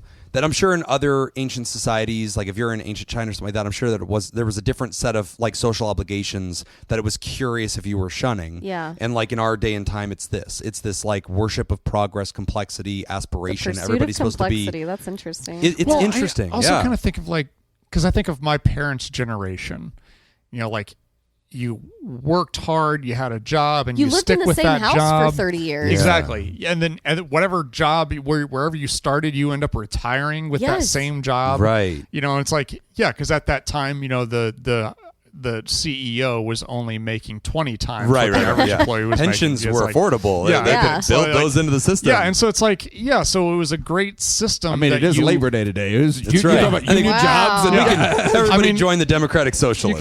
You kind of had like the perfect mix, and that lifestyle worked perfectly for the system in which you lived in. Right. And they don't realize that the system has completely changed. Right. But now now they're wondering like, well, why aren't you copying the same formula that we used? Right. And it's like, because that formula is no longer applicable. Right. Yeah. It's antiquated. It doesn't Yes. work anymore. Yes. I And so can't it's go. just I can't hard- support myself through college with a 15-hour a week job. Yeah. Right. Yeah. That pays me $8 an hour. Yeah. Right. Yeah. Like that's not enough to work through college and get an education. Yeah, and so then it's like this idea that like, oh well, if you're struggling, it's because you didn't copy my formula. Right. Right. My formula works. I've Yeah. proven it works. All Yeah. you have to do is copy it. Yeah. And But so it's it's Kids just with kind your of avocado successful. toast. yeah. You fucked it Yeah. all up. Yeah. Or that simple isn't successful, and it sounds like Ellie found a way to be successful in her own eyes, and so it's like, Honestly, there's a lot of people aspiring right now to reach this philosophical point and build a life where they've achieved happiness and balance and peace, and it's sustainable.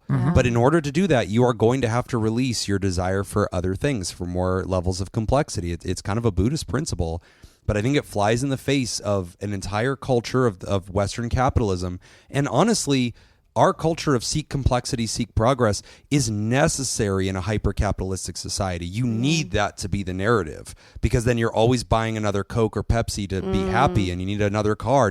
We need consumers. Nobody And buys Pepsi to be happy. Don't buy Pepsi. Yeah, but I you love need Diet everybody to be a Pepsi. consumer, and so you need everybody you're to not happy. constantly be going back to the well this seeking is checking happiness. out. You found happiness, Ellie. So fuck the world, fuck society. Don't buy Pepsi. Don't buy Pepsi. Yeah. And just get live Coke your in little that truck. turtle life. I mean, you're happy. And the day comes that you realize you're not, or you realize this job is no longer good for my health and my needs, then you make an adjustment in life. And maybe you see that coming 24 months ahead of, when it needs to happen, and then you start making incremental changes in your life. You stay in the industry, but you take more of a desk job or whatever. You become a booker. Like, maybe things like that can happen. So I think you're fine. Honestly, it sounds like a pretty sweet gig. Yeah. Drive your truck to Vegas. Yeah. She has before. Oh, okay. Oh, yeah. I've actually thought about this. Like, it would be kind of nice to have that freedom and be like a long haul. I would truck driver. say twice a year I go looking up trucker jobs, and I think like, could I hypothetically just do could we this? Oh my this, God, Jim. Because it's like you just No, the get answer so for you is burdened no. in You know, life, like leaving your house. and you're like, We will I'm abandoning my house is family on in your a back. responsible way. I'm still making money. I want to do a long haul truck driving job as long as that long haul is just from here to La Jolla. Yeah. No, I don't I want to get to go park to it on the exotic beach. places. I just want the job to be driving 7 hours to the coast, loading up with the does goods this from anyway. China, driving back in, putting it on a train. Like, I just want a route, Okay, really quick. Does anyone else just stare and watch when truckers are like backing into those space, like anywhere when they're parking? I'm just Yeah. like, how the fuck do they Oh, do it's that? I am it's just witchcraft. in awe. Like, Yeah. how do they maneuver that thing? Oh, go to like theater loading docks. Okay. Watching them get into like even more complicated areas How and do they everything. do it? It's amazing. How do they do? Okay. Honestly, I think the worst part about it would just be other people. Like, Oh, I would it love- always is. Yeah, I would love to do a long haul truck Yeah. and drive that, except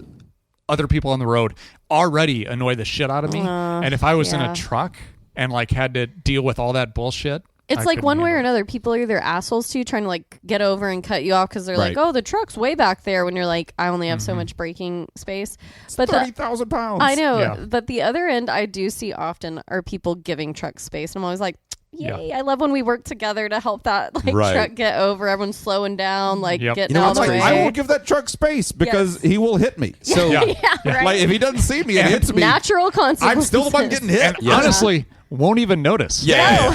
You'll be dead a long time Yeah. before he notices. Oh, yeah. Yeah. So when he stops for my fuel, son is and it's 15, like, oh, yeah. and this month we're going to have him down at the DMV to do the pre-test and stuff to get the learner's permit. So we're looking at these driving schools to put him in as well to give him some extra training.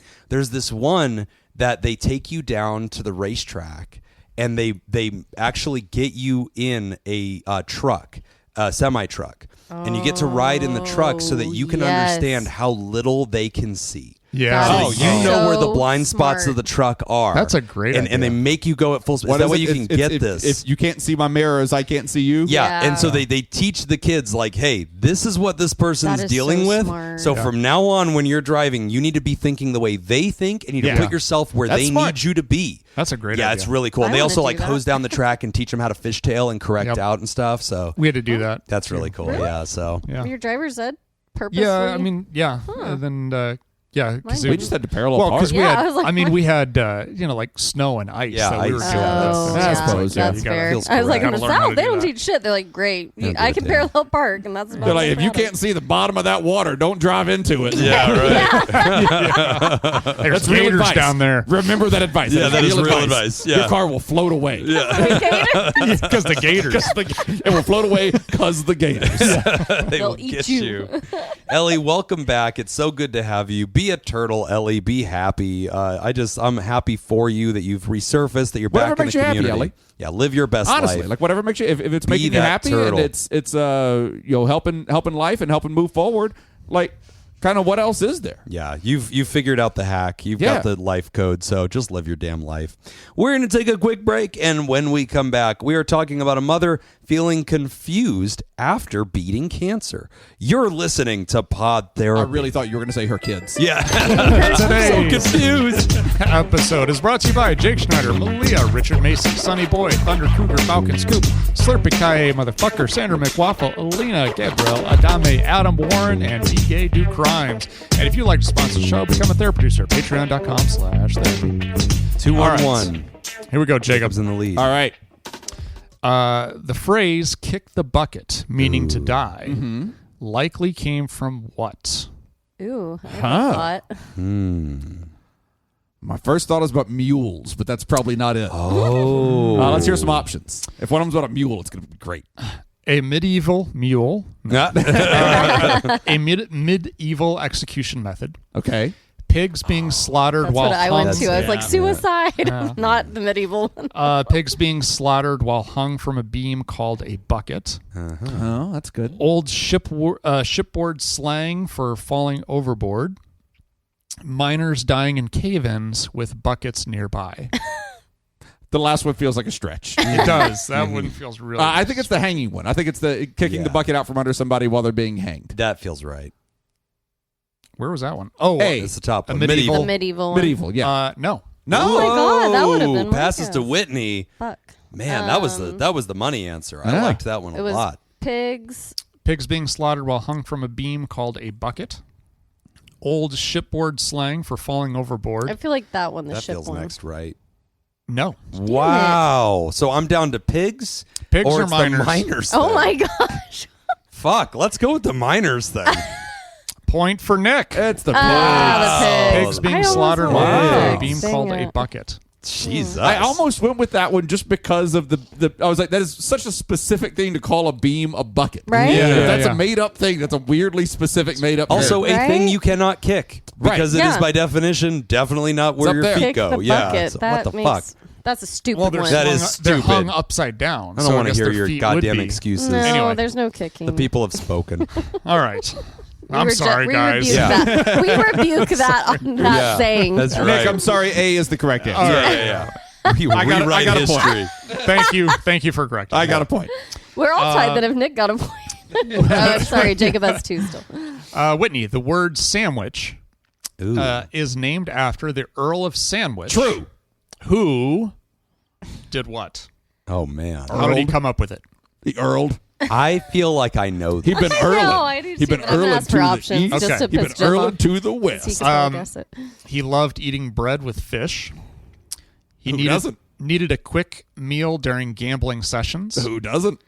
Popularized street food in London, Who doesn't? or traveled widely and copied medieval Eastern. Or I'm sorry, God damn it, I can't. Middle Eastern flatbreads. Oh. I feel like it's A or B. What was A again? Loved eating bread with fish. I'm going to say that one. No. Damn it. I think it's the gambling one.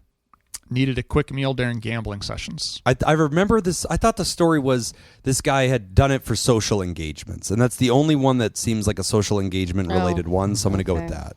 Correct. Yes. All right. Nice. Oh, this one I know.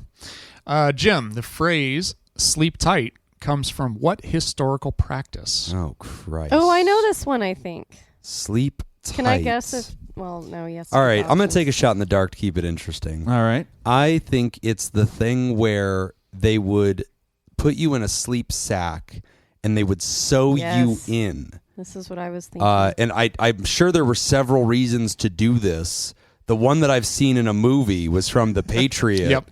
Where they do that so that you don't go fuck this guy's daughter if you're sleeping over. So, yeah, we will house you if you're a soldier or something like that, or if you're a wanderer or you're a traveler.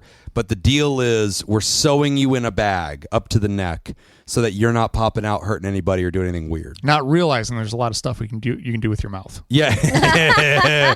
And your daughter's a freak. Your daughter came to my sleep sack. She'll come over here. You put me to work. All right, that's my guess. Well thought out, but no. Oh, All right. man. Take options. I will Jacob. take options. Okay. Sleeping with arms wrapped tight for warmth. Arms wide open. Tight-laced nightcloths.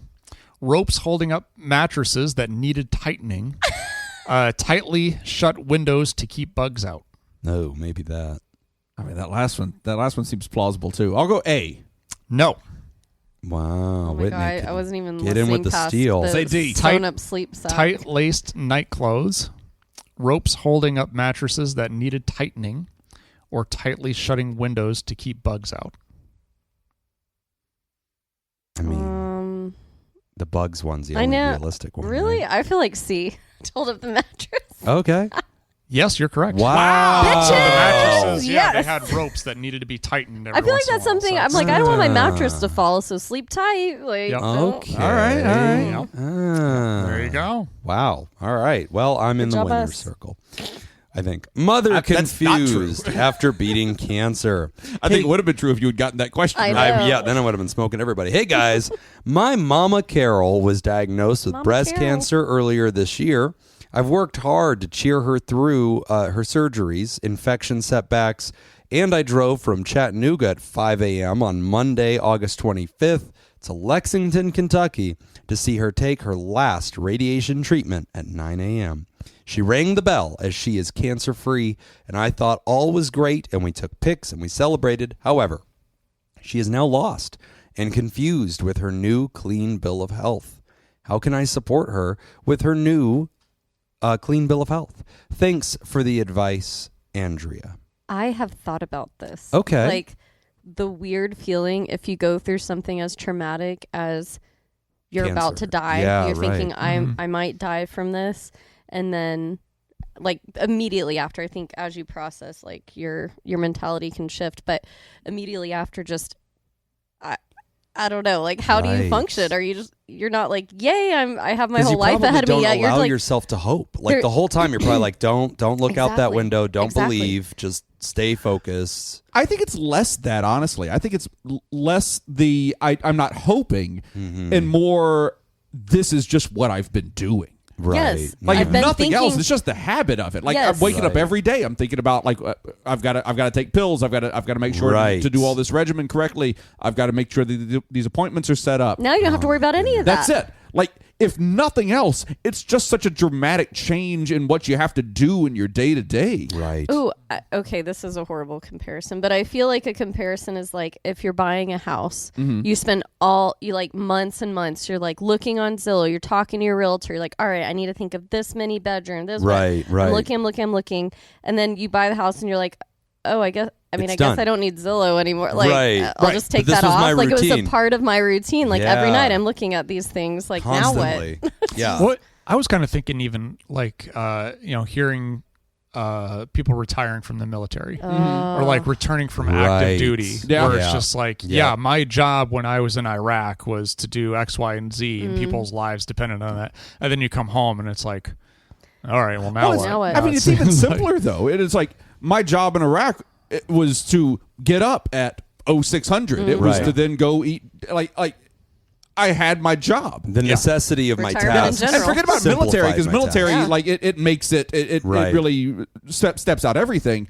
But I mean, just for people doing any kind of work, Yeah, any kind of any office retirement. job. Mhm. Like Right. I get up every day, I go to work at 8:00, I come home at 5:00. That is what I do. Yeah. Now I'm retired. I've got this block of time in the middle of my day. I simply don't know what to do with it. It is such a life shift. I mean, you That's why think people about play golf. It takes a long time. That's right. You think about like these, Amen, brother. I think we're talking about like phase of life shifts, buying that Yeah. house, changing careers, coming back home from the military, empty nesters. Yep. Yeah. You know, like things where your life looked one kind of way for so long. Your and there thoughts was were this consumed. regimented mentality of like, wake up, do thing. And then you get to the end and it's like, oh my God, you must be so relieved. It must be so good. And it's like, sure. Yes. Eventually I will be. I was doing all that to get here, right? And so like that's but now I'm true. here and I don't know what to do. But now, I'm staring at a blank space where I've just had to be so single-minded for I've so caught long. the car. Right. Yeah. Now what? You know, I think that I guess we all empathize with, Mama Yeah. Carol in this. Like, and when you think about that to support Andrea, like, how are you supposed to, I guess, help a person through that? Like, Yeah. What do you do say? when you've won the Super Bowl? Right. Or when Now you've what? won the lottery, like Yeah. you've, like this thing that I was set to do that I was just so focused on I doing. saw a Yeah. Got documentary it. Now where what? I forgot who he was. I think he was a defensive tackle, but he was like one of the best in the era, and he won a Super Bowl. And his son was telling the story in the documentary. That's the saddest I've ever seen my father. It was like a week after the Super Bowl. Yeah. Because like what all do the you work interviews are toward? done. It's in the books. Great. We're talking about next season now. And this guy is like thinking like my whole life's purpose. I was waking up at 4 a.m. Yeah. To do do that. and I did it. I hoisted the And it's done. trophy. Okay, like I did it. Yeah. Aren't you happy? Like, Yeah. sure. I mean, I really do kind of like golf. Finding a good kind of low impact hobby that is slow going and kind of takes a while. I'm thinking things like golf. I'm thinking things like kayaking. Finding a new activity to introduce to Mama Carol that like, hey, Yeah. I was thinking we should do crochet together. Or, I mean, they live far away from each other, but having a new kind of adventure, recommending a book, like Right. something to start kind of getting invested in, I think is what I mean. Yeah. Something to like something that's nice and something that is enjoyable and peaceful, but also something that just takes up some time. Yeah. Something that takes a couple hours off the clock. I beat cancer. Now I'm going to beat golf. Yeah. And it'll never happen. As a golfer, I think I would rather. Cancer's easy. Jesus. Keep dangling the carrot. Keep dangling The success rate in beating carrot. cancer is higher than the success rate in beating golf for no sure. one has ever beat golf. Exactly. Except for Kim Jong-un. He perfected it. Nailed it. Scored an 18. Yep. I feel like I'm always bothered by Kim Jong-un lying about golf too. Yeah. You know why I'm bothered about it? Why? Because he never just says that I scored an 18. Yeah. He doesn't just say I scored like a perfect hole in one on every hole. He'll say like he scored something like a 23. Yeah, yeah. So I'm like, so you got a couple of hole in ones. Yeah, which But one? not all of them. Not all. Because that would be silly. He missed a couple 3-footers. You had to make it seem realistic. It's I'm like, I'm realistic. trying to make this lie believable. I like Because that it's they still not. settled on a number, too. Yeah. They were like, all right, 22 is silly. Yeah. 23, plausible. Right. I think eventually getting to what Jacob said is great advice and something to maybe talk through with your mom. But I also think kind of just don't feel like you have to manage your mom's feelings. Like, Good I point. don't have to get her to be happy now or to Right. get her to a certain point. Like, I would almost take the pursuit of just checking in with her and asking, hey, how are we doing today? Like, where are we at? Maybe come up with a little scale for something that doesn't feel so much like you're grilling her every time you see her or talk to her, but just, checking in sort of. And and if she says, oh, you know what? I'm having a weird day. It was hard to get out of bed because I'm not really sure what the purpose is or whatever. If she's going through something like that, I'm not sure. You didn't describe specifically how her feeling lost and confused is manifesting, but whatever that is, just be like, oh, just validate a lot and let her feel those things and kind of just allowing her to be a little lost for a moment, because being lost is what helps us get to the found part and not feeling like we have to fill that or fix it.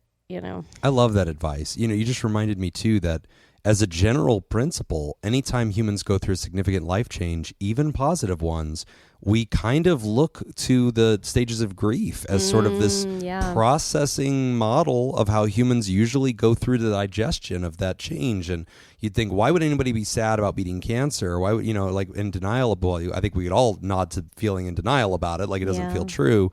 Or why would somebody be angry about beating cancer? And it isn't necessarily those things. It's just a restlessness, and a sense of dis-ease that, this doesn't quite connect. Something feels off. And I don't know, I feel sullen. I feel, strange. And it's just like the gears are not yet connecting to this new reality. And I love your point that you can't rescue a person out of that. And this is why we have the model of the stages of grief, is I think to reassure the person and those around them that you are going to just go ahead and walk through this, and that's good. This is healthy. You will rediscover life purpose, life direction. You're digesting and metabolizing this strange energy and the strange placement. There's no epiphany. Yeah. There's nothing Andrea can say to Mama Carol that's going to be like, oh, the lights turn on. And be like, oh, thanks, honey. Great. Oh, it all makes sense now. Yeah. There's no book. It's just let her meander and process this and find it in her own time. Right. And Andrea, I think you have been a wonderful asset to her throughout this whole journey, driving all the way out there, holding her hand, being there on the day she rings the bell, being there throughout this process, getting there early in the morning. You have been just a witness and a partaker and a supporter. And at this next stage, I think your job is not to fix it, but your job might be very similar to a therapist to witness. That's what I was just going to say. I think that part of a therapist, continuing to be around, because I think the worst part with this with this scenario would be mother is struggling, daughter is right there the whole time. Mother overcomes this amazing feat, and then daughter doesn't feel like okay, cool, you don't need me anymore, and then there's more distance. Then I think that even feels worse for mom. Sure. As opposed to just like, okay, cool, let's continue to be involved, continue to be a support system, even if you're not trying, like Jim said, you're not trying to fix the problem. You're just being present and just maintaining communication, maintaining being around. Yeah, and you're doing something in that process. Just in your presence. There's that old saying, right? Don't just do something. Stand there. Turning that old axiom on its head. That actually, when somebody's in crisis, recovering from crisis, a lot of times we're just holding space and creating a space for them to talk through it, to process, and you're holding up a human mirror for them to like language what they're feeling. And if they're like, I'm just feeling so confused, hon, like I don't know, like I'm just in this weird melancholy state. I can't seem to make sense of it all. Okay, great. Just be there with them and just say, wow, that sounds really confusing. That is difficult. So here's something I was thinking about from mom's perspective. What are your thoughts on this? Because I know a lot of people, like when they go through a situation like this, they really dodge a bullet, and then they come out the other side and like, okay, I got to make my life mean something now. Sure, I sometimes have some it's thoughts on that. this in a minute, Yeah, because like that in and of itself, there's a part of that I think is great and it's very motivating. But then like there's this other part of it too that like that could be very dangerous, that mindset. I always think of like in Saving Private Ryan. The very last scene, where he's like, spoiler alert for Saving Private Ryan. Yeah. Everybody Thank turn you, it off. Jacob. Mute the next minute. Thank you. Spoiler alert for those of you who know nothing about World War II. I don't want to ruin that for you either. Spoiler alert for people who haven't seen Saving Private Ryan and haven't seen the outcome of World War II. Yeah, both will be revealed. Skip forward 15 seconds. Yeah. Go ahead. You're gonna like it. It's good. All right. Think you're gonna like it. Yeah, spoiler. I guess it depends on where you live. Yeah. No, I think the Germans are pretty happy to be off that asshole too. Agree to disagree. So anyway, he as he's dying, he says to Matt Damon, he's like, earn this. Yeah. Like earn it. I'm dying now.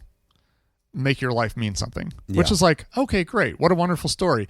But then you see like how that emotionally hurt Matt Damon's character throughout that movie, because now he's an old man and he's just sobbing and he's like, and he's asking his wife for reassurance, like, was my life worth this? Right. Was it tell me I was a good husband, tell me. It's like, and then you realize like he's been carrying this on his shoulders for decades, and how difficult that is to carry that, and so it's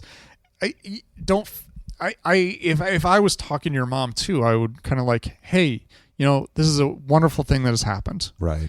Enjoy it, but just live your life. Don't feel like pressure that like, now that I've done this, now I've got to solve, global warming, and I'm not complete unless I do something amazing. Right. It's like, no, just live your life, and living a full life, that's amazing. Also enjoy the victory. Yeah. And enjoy, like, you've accomplished something. Right. Enjoy that. Like take a moment to be proud of that as well. Right. Because that's it doesn't. It feels like you've done something heroic and kind of grand. Yeah. But at the same time, you can't really point at anything and say like, "Here's the thing that I did." Mm-hmm. Right. Yeah. And that's a little weird. So I mean, take that time and really look at it and go like, "Yeah, I fucking did this." Yeah. Find a way to celebrate. You know, if you strip maybe I was going to say cigarettes, but you just beat cancer. Maybe let's start. Take up smoking. Lightning don't strike twice. That's right. Double jeopardy. That's right. Oh Cancer follows the rules. Let it ride. Let it ride. So my mom got remarried a couple years ago, and her husband, and they've been together maybe 6 years now total. But her husband, when they had met, he had been a couple years out of recovery from cancer. He had like part of his throat removed. He was an alcoholic for years, and I think that contributed to some of it, but probably didn't help. No, like heavy alcoholic. So he's sober now, but he has described that there's almost like a PTSD to surviving cancer, at least for him. Wow. I'm not saying that everyone goes through this, but it's something I hadn't ever thought about, where it's almost like a fear that it will come back, or like like you're not out of the woods, even though it's been years. And I was like, man, that is an interesting concept to one, just be carrying around this kind of sense of dread or I'm not saying it's all the time, but you know, that those are thoughts he has. And also he doesn't totally take on the like, I have to make my life super meaningful or anything like that, but he does, I can tell, live his life very much like, I want to do this, I'm going to do it. Like, sometimes to a fault at times. He has like 9 or 10 dogs or something because he rescues them all. He's like, rescue the dogs. I'm like, oh my gosh, he's a sweetheart. But like, he just kind of does. When I die, come check on SJ. Because she will have so many dogs. So many dogs. That will be her. Take them away from her. Noted. That's your official will. Oh, yeah. That's the will. The only reason she doesn't have more than 2 right now is sitting next to you on the couch. That's so cute. But that was something that I thought was really interesting. And for him, if he has like friends, or even some days my mom will just like want to, you know, chill on the couch on a day off or something like that. I think he has a hard time with that. Resting, that it's like, relaxing.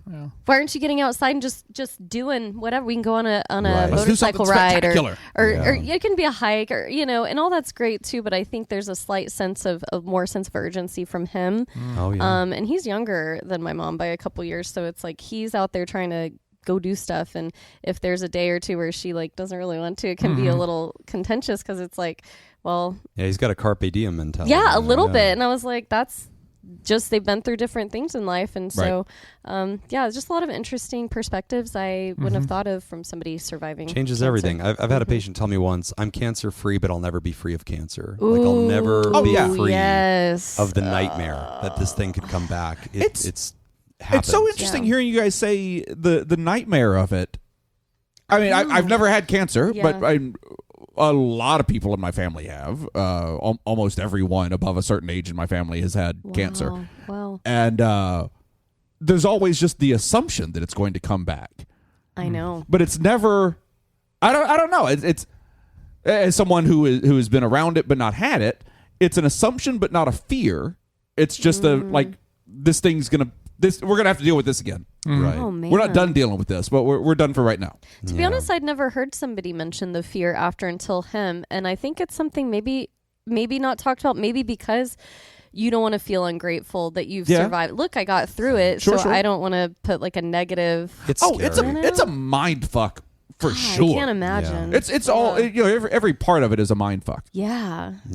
Especially. And a cause of cancer is having had cancer. So like being treated for cancer and dealing with cancer, the odds of other cancer suddenly goes up. Because chemo is terrible. Yeah. Chemo turns out isn't good for any part of your body.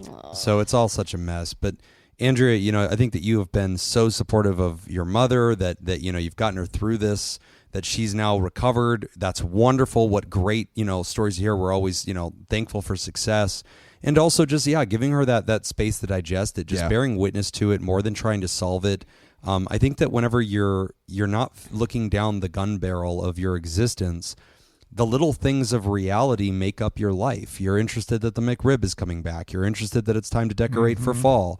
You're interested, you know, of your fantasy football league. Like all these silly things that do not matter. And then whenever you're facing death, nothing matters. And then once you've survived, you're like, well, it's hard to get back to the regular trappings of the human life that make things interesting, that give me orientation to the here and now. Yeah. Well, they just don't seem interesting anymore. They don't. Right. A very forgivable oversight, you know, and I think eventually that stuff comes back to you, start to get reoriented.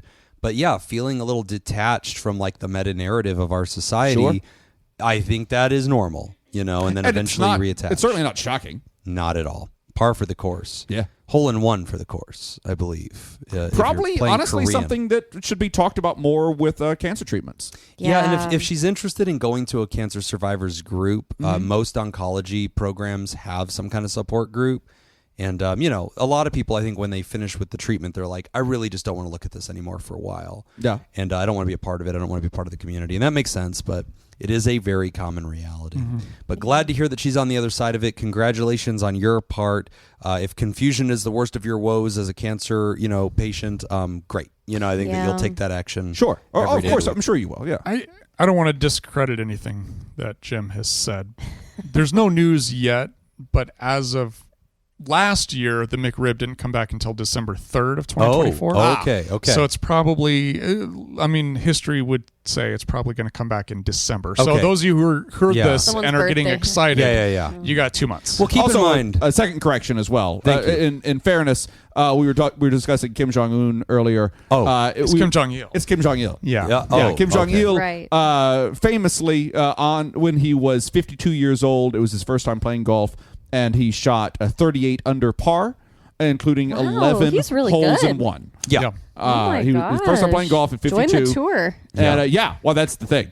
There is a great. I found a great ESPN article that was written apparently the day that Kim Jong Il died, and it's just from the point of view of him being the greatest golfer in human history. I love it. Yeah, can you put that in the group thread? Because I want to Please. read that. I'll send it to you. Yeah, please. The article starts with the greatest golfer in history is gone. ESPN, well done. It's like a 2 or 3 paragraph thing. It's so perfect. Fuck yes. Oh, that's it's so perfect. awesome. Just deadpanning it. Yeah. I love was it. gonna ask the writers if they were part of Discord if they feel comfortable adding a picture of their mom ringing that bell. That'd be really Oh, yes, cool. please. Want to. That'd be cool. Well, we're going to take a quick break, and when we come back, we're wrapping up the show. You're listening to Pod Therapy.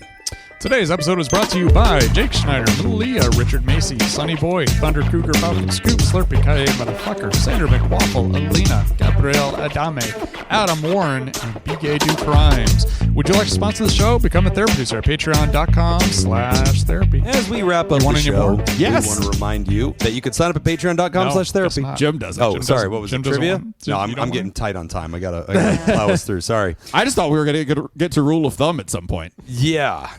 Which is the beating the women one, right? Yeah. It's you can't use a rod larger than the width of your thumb to beat your wife. A reasonable standard. Yeah. A reasonable standard. Yeah, come on.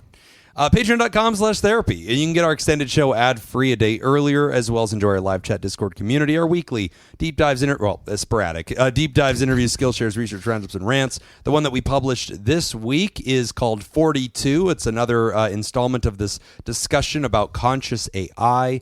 And this one's about how AI might derive a meaning to life. Is that something it should do? Huh. So it's a little Interesting. bit I thought of it was a gonna be about Jackie philosophical. Robinson. That's what I was thinking too. Also I about don't know Jackie about Robinson. you.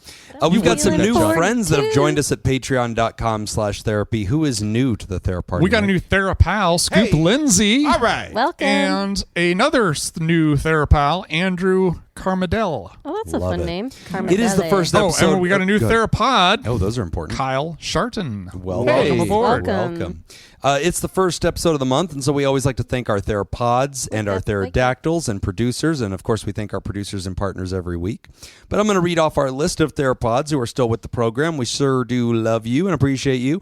Thank you, University Jeff, Robert Paulson, Linda Brandmeier, Scroopsternot, Joseph Pengrazio, Corey Owens, Christine Phillips, Gavin Bristow, Carrie Terhart, Kiwi Fruit Scoop, Take It EV Podcast, Craig Little, James K, Don Dorr, Jim Hunter, Scoopatron, Todd Canfield, David Sorensen, Felicia Butler, Shayla Bullock, Lauren Izzo, Katie Chiwakowski, Adam Petanuzzo, Mats Lenegren, Lee Popsicle, Scoopator Ascending, Ian Soto, That Josh Guy, Mama Ninja Scoop, James Dawson, Grumpy Lake Meat Park Ranger, Sarah Olo, Sam Buck, Karen McCulloch, Lila, Kelly Gagner, Nippy, Brian Emra, Matthew Johnson, Alec Lancaster, Julius Capel, J.D. Congan, A Literal Pickle, Matthias Vandebrandt, Ken Tinsley, Flindy, nailed it, Smells Funny, Joel McMillan, Duffy the AMFT Therapist Bear, congratulations Duffy, Matthew Kubik, Chad the Safety Lad, Walker Fluke, Almost Dr. Nurse Joey, Kierkegaard, Philip Guyton, Tim Mystery, Kristen Robbins, Christopher DeGursey, Melissa L. Geisler, Trisha Ortiz, Freya Lawson, DJ Seward, Mississippi Hippie, Scott A., Patty Glad, Anthony Camarada, Fifi, Heather W., Kyle, David Williams, nailed it, Kate Police, Trontastic, Buddy Dobbins, Eric Dyer, Kernapiller, Glitch Scoop, Nathan Mookie, Bug Nuts, Stephen Landon, Alita Blaze, Adam Balaz, John Finlayson, Kenneth Wong, Mysterious Annalid, Persephone Hazard, K. Pizzle Dizzle, Robert Cole, Carmen Perry, Katie Ray J, Mr. Pothson, Citium, Temporary Reality, Jameeby, Jacob Hurt, Ray J Shark, Silka Daniels, Recreated, What Does Scoop Mean, Jacob Billingsley, Alex Jardine, Dylan Colopy, Wolfie05, Chris Courtney, Dale the King, Cedar Hayden, Adam Goff, Linus Hakkasan, Kevin Tribe, Livy, Terrible Tay, Grace, Itty Bitty Chicken Farmer, Sam, Kay Matthews, Chill Food, John Cavaradas, Zachary W., Fishbum Fish, Foxy Sally, Zelda, Ray Skywalker, Cloudy Pies, Hannah Amaya, nailed it, Matthew Connor, Neck Pubes, Winter Scoop, Andres, Fun Crapper, the Whittle Shitty Titty Kitty, Ian Johnson, Renee G., and Kyle Sharton. Yay, Pterodactyls. We have Ice Blue Scoop, Brian Lehman, Andrea Anderson, Lori Elsroth, Cy Shawnagon, Scoopy Jess, Okie Scoop, Dank Butta, Brooks Lyle, Adam Ribchick, Lovely Spark, is just fine, Jim and Manu, the Offices of Counselor and Counselor, Manuel Cavazos, a Crusty Croissant, Smug Mochi Ice Cream, Nora Monaco, Momi Damate, Mike J. Nilsson, BB Hermit, Adonna Savage, And we'd like to thank the benevolent, revered, generous, and flagrantly pro-therapy diehards who love you all so much they give till it hurts that they're partners, Dirty B and Pickett. And we want to thank our bosses, the mysterious and shrouded Illuminati members of our fan club, their producers. Thank you, Jake Schneider, Myra, Robert Brownie Jr. Mint, Smitty Scoop, Richard fucking Macy, Judy Schneider, Malia, Leon Kassab, Carolyn Albert, Kevin Chamberlain, Tess Miller, Dan Martin, Sammy Scoop, Slurpy Kai, motherfucker, Ben Stanley slapping your face, Sarah Smith, Adam Hathaway, Byler T, Mike Helm, Oscar Swanrose, Paris, A Sunny Boy, Darren Cunningham, Lib, Sandra McWaffle, Team Monaco, Thunder Cougar, Falcon Scoop, Heyo, Hannah Marie, Andrew Langmead, Emma Tonka, and Pony Soprano, Alina, Cody DeLorean Guy, Brady Malachek, Chick Fellatio, Gabriel Adame, Sean Sutherland, Max the Ginger Scoop, Chad Mag, Adam Warren, Inca LaPrince, nailed it, Sam Cohn, and of course, Be Gay, Do Crimes. If you would like to hear this episode uncut and unedited, and why wouldn't you? And enjoy our spontaneous side projects, go to patreon.com/therapy. And thank you for supporting mental health. That's all the time we got for this week's session. I want to thank our landlords, SJ and the Ruckus. And thanks to those of you who contributed to our show today. We really appreciate you. Remember, Pod Therapy isn't something you should keep all to yourself. Share this episode with the world. Tag us on the socials when you do. It's at PodTherapyGuys on Instagram, Threads, and Twitter. It's /PodTherapy on Facebook. And don't forget about all the extra goodies at patreon.com/therapy. Do you want to submit a question to the show? You can ask anonymously at podtherapy.net, email us at podtherapyguys@gmail.com, or click the link in the episode description. I'm Nick Tangeman. I'm Whitney. I'm Jim. Thanks. We'll see you for your appointment next week. I'm so excited to read this ESPN article. Oh my gosh. This looks glorious. It's a 15-second read. Put it up in the Discord because it's great. It's so fun. I'm so happy that they did this. Kim Jong-il was a dictator who went to Great Links. Yeah. Oh, yeah. No, somebody did a really good job with that. Oh, my God. Goodbye, everybody. Bye.